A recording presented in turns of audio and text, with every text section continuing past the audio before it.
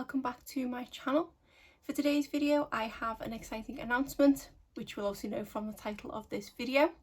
But if you are new here, my name is Natalie and I usually post 2 to 3 videos a week all about makeup and beauty. Obviously today's video is a little different, but if you do like what you see here today, I hope you will consider subscribing before you leave. But why don't we just get straight into it. Obviously, as you have seen from the thumbnail and title, I am pregnant. At the point I'm filming this, I am about 13.5 weeks pregnant, so I am about to head into my second trimester. And this will be my second child. I already have a little girl who is 5 years old and very, very excited.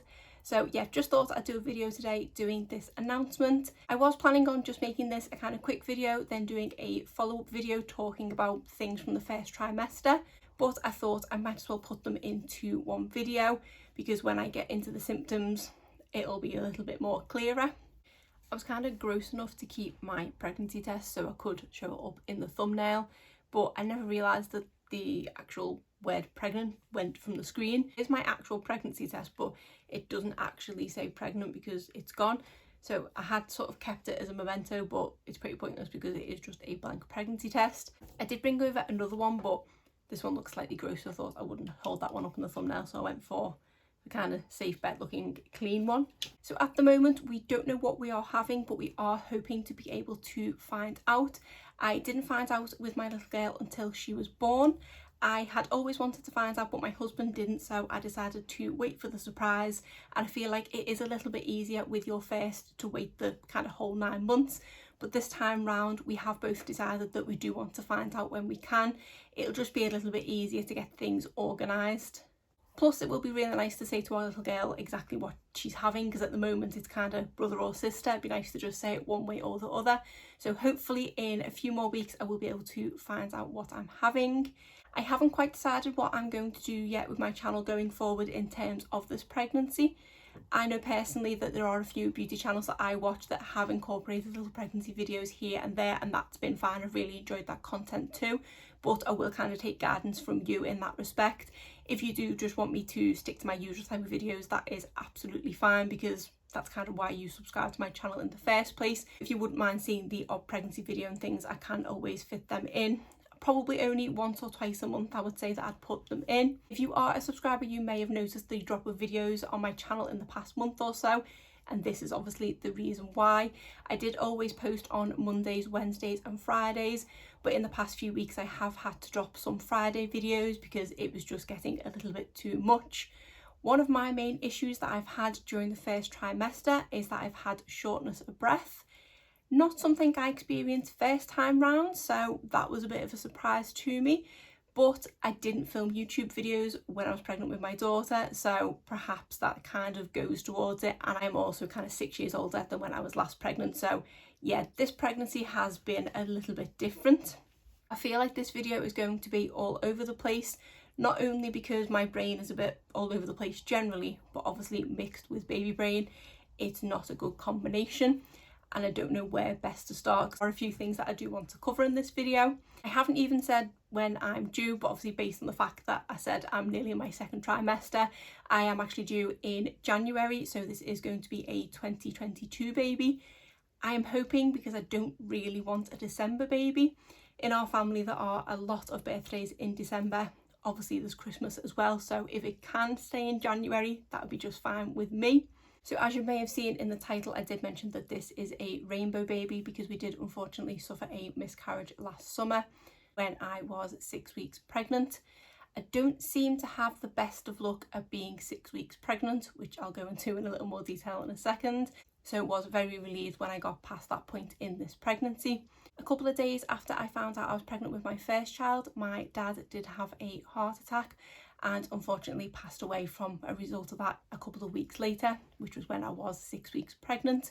So this time round, when it's come to symptoms and things like that, it's been quite hard to remember what kind of symptoms I had the first time round. Obviously for a different amount of reasons, in that it's quite a lot of time that has passed since then, but also because at that point in my first pregnancy I was going through the grieving process.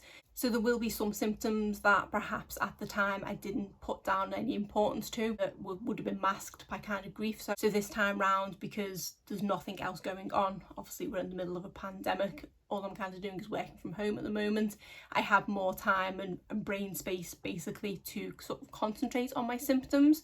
So for me, this time round, this pregnancy seems a lot harder, but again, I am quite a few years older. I do remember suffering with morning sickness with my daughter, or I should just say nausea more than anything, because I wasn't actually. And that's been the same this time round, but the nausea seems so much worse. I also found with this pregnancy that it's hitting me at certain points in the day. Very early on in the pregnancy, around sort of 6 to 8 weeks, between 12 and 3 p.m, I would be really nauseous and just couldn't eat. But then as I progressed a few weeks, it then became around sort of 3 and 6 p.m. So it was always around either lunchtime or tea time. So it did affect me eating and things like that. And I haven't had much of an appetite. Don't worry, that has now come back, and I am now going for the eating for two motto, which I know you shouldn't do, but the morning sickness has pretty much completely gone now. I do get it every so often, but it's not half as bad as it was.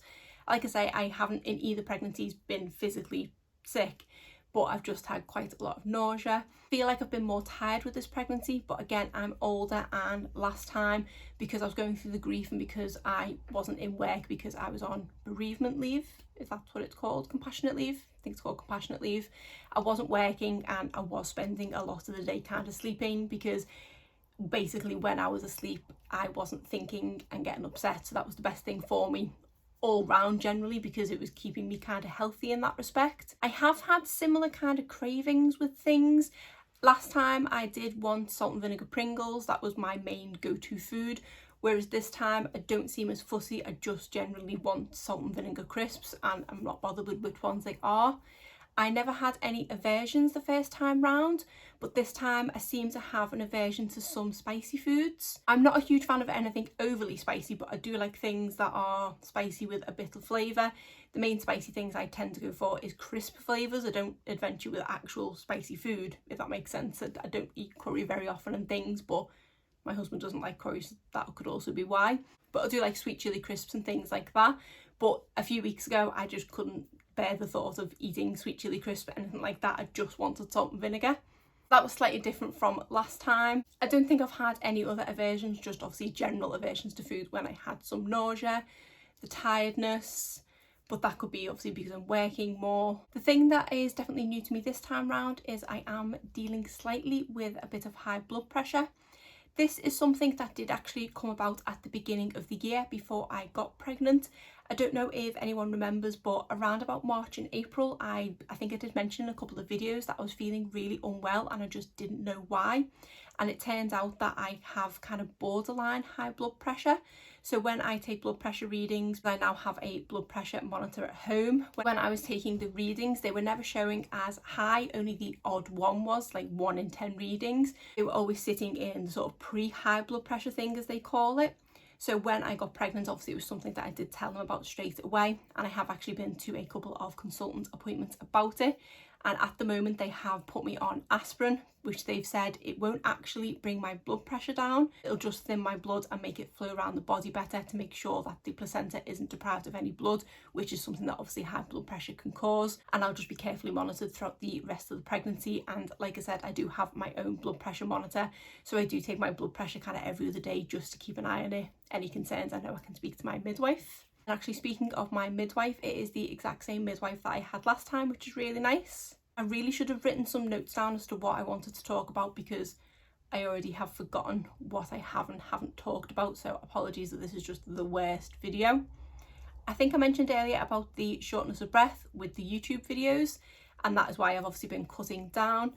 When I usually sit down to film YouTube videos, I do tend to try and film 2, if not 3 in one sitting, so that I can have a kind of week's worth in one go. But because of the shortness of breath, I've only been able to film a maximum of 2. Also, with my filming of the everyday makeup drawer and the Shop My Stash skincare drawers, those videos are usually an hour long raw footage, and I did used to sometimes film them in the same night. That cannot be the case anymore. I cannot film for that long, and I do tend to need now a night to recover after filming YouTube videos, because I am definitely getting short of breath. Speaking of which, take a breath. I have noticed that it is starting to get easier. Shortness of breath is definitely a symptom I did not suffer from last time, and I don't know why I'm getting it this time round. I don't know if it's an age thing or it's a hormone thing, I'm not too sure. I know you get it later on in pregnancy, obviously as your organs are slowly pushing their way up your body, but I didn't know it was a thing in the first trimester when, as far as I'm aware, not much has moved. I do feel like it is getting slightly easier, but it's obviously only going to be a matter of time before it then gets worse because my organs are moving, so I'm going to make the most of it getting a little bit easier while I can. It does just mean that I am probably going to have to stick to 2 videos a week at the moment, but now I've obviously made this announcement. If I do drop any further videos, that will be the reason why, but I'm hoping I can stick to my schedule as much as possible. That's why in my intro I've started saying 2 to 3 videos a week, because I'm trying to kind of hold myself accountable that I'm still going to stick to that where I can. Another thing I've noticed from this pregnancy that I do not remember from the first time around is that my hair has got so much thicker. My hair has always been really thick, but normally when I straighten it, it will stay kind of straight for more than 10 minutes, but at the moment that is not the case. Don't get me wrong, it is a little bit humid here in the UK at the moment, but even before we did get this warm weather, I just feel like my hair is so big, which then doesn't help because then it makes me extra hot. And obviously sitting in front of the lights doesn't help either. And I think I didn't mention in one of my last videos, I can just feel my hair getting bigger, and that just seems to be the case. I did get it cut not so long ago, and I already feel like it's growing very quickly, which I know is definitely a sign with the hormones. Another thing that the hormones have definitely affected is my skin. I had got to the point with my general cycle that I wasn't getting as many hormonal breakouts, and obviously once a month I was maybe getting 1 or 2 spots, and that was about it.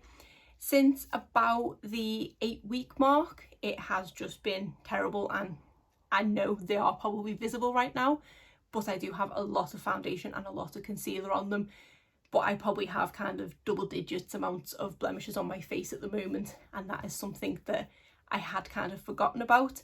Don't remember too many hormonal breakouts and things with my last pregnancy.